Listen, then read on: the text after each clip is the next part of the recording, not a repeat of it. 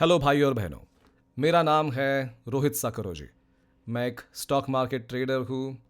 ये है मेरा नाम, रोहित साकरोजी। और मैं एक ट्रेडर हूँ और मैं ट्रेड करता हूँ इक्विटी सेगमेंट में। और I have been trading since the last 6 years, that is from 2018 to 2000। I am active right now, so let's consider कि मैं काफ़ी टाइम से ट्रेड कर रहा हूँ। लेकिन क्या मैं हमेशा से प्रॉफिटेबल था? बिल्कुल नहीं। प्रॉफिटेबल अगर आपको रहना है तो आपको कभी ना कभी तो लॉस लेना ही पड़ेगा। तो मैंने ये पूरा वीडियो इसलिए बनाया है ताकि मैं आपको मेरी जर्नी बता सकूं। ठीक है, फ्रॉम स्टार्ट टिल नाउ। अभी क्या है ना, स्टार्टिंग में मैं कुछ ज़्यादा प्रॉफिटेबल था नहीं। ठीक है, बिल्कुल कम प्रॉफिटेबल, लिटरली अगर आप देखेंगे तो बहुत ही ख़राब प्रॉफिटेबल। लेकिन आज अगर अगर देखेंगे तो I consider my self mildly successful, क्योंकि मैं अभी मेरा घर चला सक रहा हूँ, सब कुछ कर पा रहा हूँ और मेरे शौक भी पूरे कर पा रहा हूँ। तो I can say that I am mildly successful at the stock market. तो इस माइल्ड सक्सेस को मैं आपके साथ शेयर करना चाहता हूँ। इस 6 साल में मैंने क्या सीखा, क्या क्या सीखा, क्या नहीं सीखा, क्या गलतियाँ की या मिस्टेक्स, या फिर जो भी चीज़ें ख़राब थी, जो भी चीज़ें अच्छी थी, मैंने मार्केट की कौन सी साइकिल्स देखे, कौन सी स्ट्रैटेजीज़ फॉलो की, ये सब आज मैं आपको समझाना चाहूँगा। तो इस वीडियो को मैंने डिवाइड किया है 3 पार्ट में। चलो 4 पार्ट में डिवाइड कर देते हैं। First is beginner, okay, that is from 2020 2018 to 2000, I guess 2020। ठीक है, बिगिनर, ये था तब मैं बिगिनर। सेकेंड पार्ट है बिगिनर प्लस प्लस, ये था आई गेस 2021 2020 टू 2022। थर्ड है बिगिनर प्लस प्लस प्लस। अगर आप सोचते हैं कि स्टॉक मार्केट में अगर इंसान इतने साल से काम कर रहा है तो प्रो होगा, बिल्कुल नहीं, ऐसा नहीं। आप सालों साल काम कर सकते हैं और you can still be a beginner and you can still be learning. अगर आप मानते हैं कि आप सब कुछ सीख पा रहे हो तो अपने आप को आप भगवान मत मानिए। स्टॉक मार्केट आपको वो दिन दिखाएगा जब आपको बताएगा कि आप कितना भी जानते हो, आप नहीं जानते हो। ठीक है, तो मैं अपने आप को हमेशा बिगिनर ही मानता हूँ। मैं अपने आप को हमेशा इस तरह मानता हूँ कि I am just learning. Fourth stage है इंटरमीडिएट।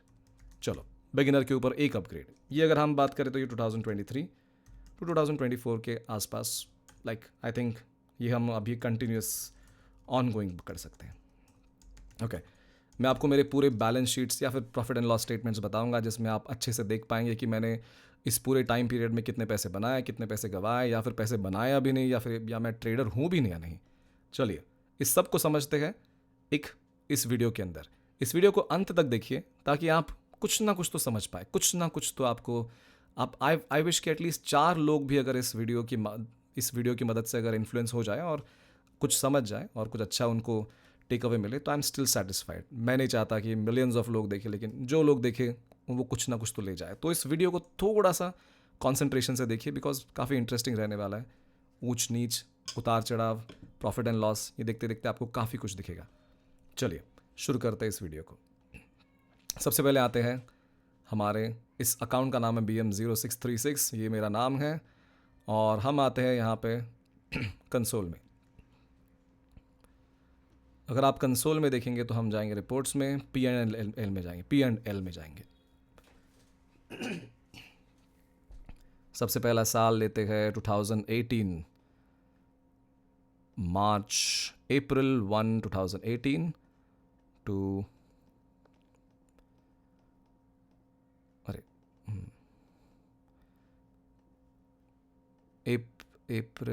अप्रैल टू मार्च 2019, मार्च 31 2019। इसके बीच क्या मैंने कोई प्रॉफिट बनाया?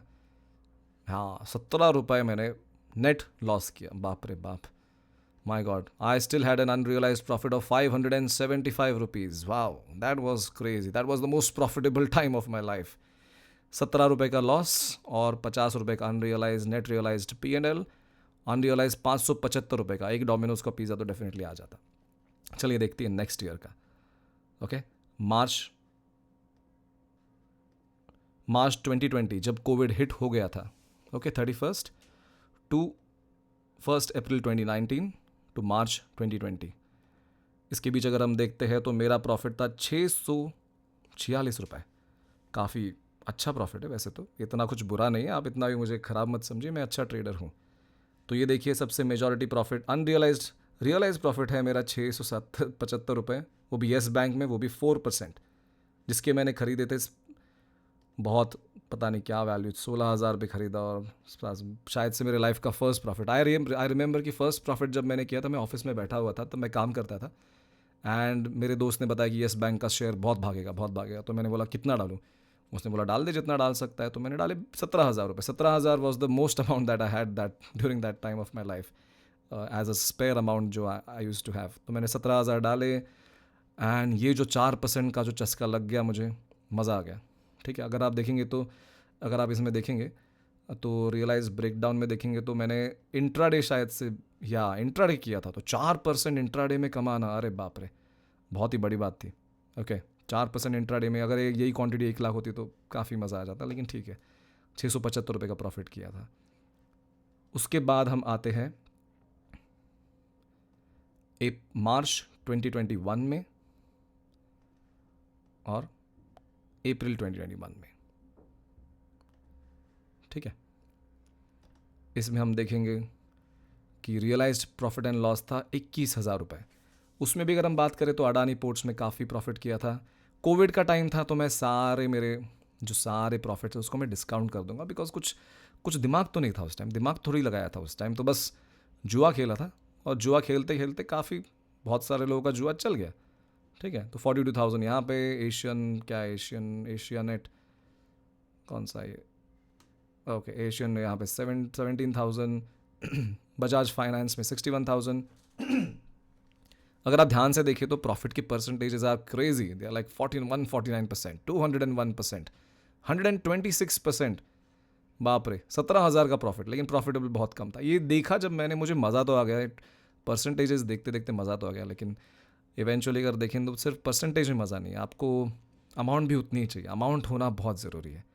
310 गोइंग का जी 100% रिटर्न, बट ₹310 सिर्फ, 30% return. Look at the percentage returns, 206% returns in ONGC, 141%, ये तो छोड़ो, इसको बाद में बताऊंगा, 340% रिटर्न्स IRFC। ओके, ये मेरे रिटर्न्स मैंने बनाए थे, बाप रे बाप, 222%, 150, ये कितना सारा रिटर्न्स बन गए थे, बाप रे, ये देख के तो मज़ा आ जाता है, बट क्या करें, प्रॉफिट तो कितना ही था, ₹21,000। उसके बाद आते हैं हम 22 पे। ठीक है, अप्रैल फर्स्ट 21 टू ये 22, कुछ ज़्यादा खास प्रॉफिट था नहीं, 20.75K का प्रॉफिट है, 20,075K। इमेजिन ये 2021 चल रहा है, मेरे 3 साल हो चुके हैं स्टॉक मार्केट में, the most profit that I have made is 20.75K। Okay, not more than 21K also, it's like crazy, but then unrealize PNL था यहाँ पे। लेट्स सी यहाँ पे ऐसा क्या हो गया अगले साल जो सबसे बेस्ट चीज़ हुई। तो 20,000 प्रॉफिट, ये भी छोटा मोटा यहाँ वहाँ किया हुआ। ओके, इसके बाद आते हैं नेक्स्ट ईयर पे। ठीक है, मार्च 21, मार्च 23 एंड 2022 वाला को 22 वाला ईयर यहाँ देखते हैं। यहाँ पे हुआ एक मिरेकल, यहाँ पे डायरेक्टली प्रॉफिट हो गया 5.62 lakhs, इसमें 2.37 lakhs अभी भी अनरियलाइज था। ओके, तो अभी इसको अगर हम बात करें तो अगर हम यहाँ आते हैं, सबसे पहले देखते हैं कि क्या मैंने ऐसा। अडानी ग्रीन 59%, अडानी पोर्ट्स 98%, 69,000 इन एप्कोटेक्स इंडस्ट्रीज़, 4,000 इन APL अपोलो, यहाँ तो लॉस ही था। और उसके बाद काफ़ी वापस मैंने 10% बनाया, यानी मैंने 7 लाख यहाँ पे डाले थे APL अपोलो में, जहाँ पे ये अनरियलाइज्ड है, चलो ठीक है, नेक्स्ट चीज़ के लिए था। यहाँ पे आ गए बलराम चिनी 79, तो काफ़ी अच्छे प्रॉफिट्स मैंने यहाँ पे रियलाइज़ किए थे। 22-23 के ईयर में, 22-23 के ईयर में मैंने काफ़ी अच्छे प्रॉफिट्स रियलाइज़ किए, लेकिन ये फिर भी देखते हुए लग तो नहीं रहा है कि 5.62 lakhs का प्रॉफिट हो जाए, ऐसा कुछ तो नहीं दिख रहा है यहाँ पे, लेकिन कुछ दिखेगा आपको। तो सबसे बड़ा मैंने प्रॉफिट किया था कर्नाटका बैंक में, दैट इज़ 4,84,000। तो इस पूरे सिचुएशन में ऐसा क्या हुआ कि कर्नाटका बैंक में मैंने 4,84,000 का प्रॉफिट किया। हालांकि अगर आप मेरे पूरे पोर्टफोलियो का अगर इन्वेस्टमेंट का देखेंगे तो इतना कुछ खास इन्वेस्टमेंट मैंने किए नहीं थे, अमाउंट तो काफ़ी अच्छी थी, अमाउंट प्रॉफिट तो निकल रहा था, लेकिन इतना बड़ा प्रॉफिट आ जाए ऐसा कुछ तो मैंने किया नहीं था। ठीक है, तो टाटा मोटर्स, चलो ये सब है छोटे मोटे प्रॉफिट, मोस्टली लॉसेज ही दिख रहे हैं, पूरा पोर्टफोलियो लाल है लाल है लाल है। तो आते हैं मैंने क्या किया एग्जैक्टली चलिए कुछ एनालाइज करते हैं। कर्नाटका बैंक का हम ब्रेक डाउन करते हैं। तो 27 अक्टूबर 2022 यहाँ पे क्या हुआ और किसकी वजह से ये ऐसा प्रॉफिट मुझे देखने मिल रहा है। 27 तारीख को हम जाते हैं कर्नाटका बैंक की ग्राफ पे। आई रिमेंबर तब मैं मेरे दोस्त के साथ बैठा हुआ था और 27 तारीख को मैंने कुछ टेक्निकल पैरामीटर्स एनालाइज किए कि वॉल्यूम्स ज़रा ड्राई हो चुके हैं, स्टॉक फिर भी अपवर्ड ट्रेंड में है, कहीं ना कहीं एक एक्स्ट्रा वॉल्यूम दिख रहा है, but I am not able to understand कि एग्जैक्टली हो क्या रहा है। बट मुझे एक चीज़ क्लियर हो गई थी कि ये उसके सारे ईएमएस के ऊपर है, सारे जो यूजुअल हम स्विंग ट्रेडिंग में जो स्ट्रैटेजीज यूज़ करते हैं उस सब में बैठ रहा था। ओके, तो 27 अक्टूबर को मैंने यहाँ पे कुछ 7 लाख रुपए डाले। It was a gamble for me. मतलब अगर आप देखेंगे तो आज तक तो मैंने इतने बड़े मैंने लिए ही नहीं थे। ओके, इतने बड़े पोजीशंस लिए नहीं थे, लेकिन आज मैंने बड़ा पोजीशन ले लिया because I was like wow let's go. मेरे पास 7 लाख रुपए कैश थे, अकाउंट में थे, तो मैंने 7 लाख रुपए की पोजीशन ली। उस टाइम मेरे पास कुछ और पैसे भी थे जो मैंने ये बाकी के जो प्रॉफिट्स है वो सेल करके जो काफ़ी अच्छा अमाउंट प्रॉफिट बना था, तो उसमें से भी 1-2 लाख का प्रॉफिट ये मिला के ऐसे करके 7 लाख रुपए डाले थे। एंड अकाउंट में और 2 या 2.5 लाख रुपए थे।